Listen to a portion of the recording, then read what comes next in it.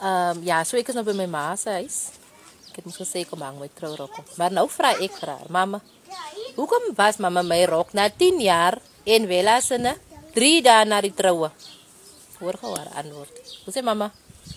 Die rede waarom ek nou eers Maggie se rok was. Ek het gewag vir Valerie om te trou. Daar was ek moes sê, dat ek moes nou na Maggie se troue, moet ek nou Maggie se rok was het. Nou moet ek weer wag vir Valerie, dan moet ek nou weer Valerie se rok was. So ek het gewag dat Bella moet klaar trou, dan was ek hulle twee se rokke saam. Want ek is 'n baie spesiale ma. Hulle moet dit net nou sien.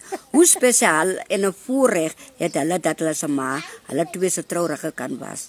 En as jy nie kan dink nie, dis Afrikaans. Dan moet jy kan think, dit is Engels. So ek het gewag om die werk te kan doen, om nie weer môre te kan doen nie. Die eerste werk.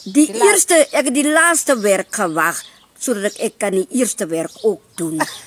Dis hoekom ek vandag hulle twee se trourokke gewas het.